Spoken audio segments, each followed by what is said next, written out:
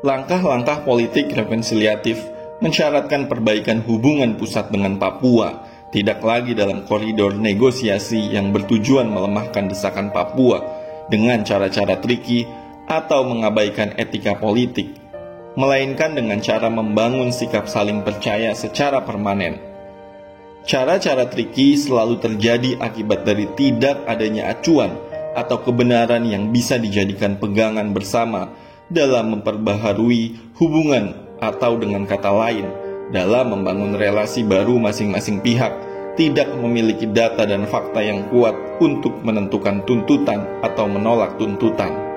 Oleh karena itu, sikap saling percaya hanya bisa tumbuh jika masing-masing pihak yang bertikai dalam mencari jalan keluar memiliki data dan fakta yang telah disepakati terlebih dahulu sebagai kebenaran.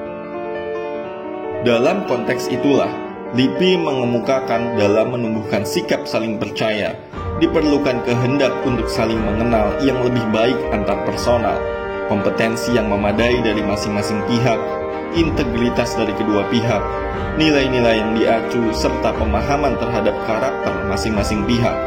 Semuanya itu akan menjadi navigasi bagi upaya menelusuri kepentingan masing-masing pihak dalam menyelesaikan sengketa. Dalam konteks Papua, sengketa tersebut adalah sengketa antara kehendak untuk merdeka dari kelompok-kelompok oposisi Papua yang bersandar pada sejarah dan perasaan menjadi korban dari kekerasan aparat pemerintah Indonesia dengan kehendak Indonesia untuk mempertahankan keabsahan keutuhan wilayah Indonesia di tanah Papua. Rumitnya prasyarat untuk membangun sikap saling percaya antara Papua dengan pemerintah pusat tidak terlepas dari terlalu lamanya persoalan dibiarkan dan setiap saat terus bertambah. Hal itu juga merefleksikan adanya penyakit mengabaikan masalah Papua yang diidap secara kronis oleh pemerintah pusat.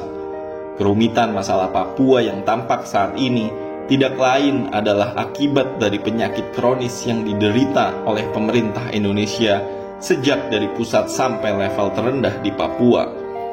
Dalam kerangka politik rekonsiliatif, kerumitan itu harus ditempuh dan diurai, sebab tanpa mengurai kerumitan tersebut, langkah-langkah rekonsiliatif akan kehilangan arah.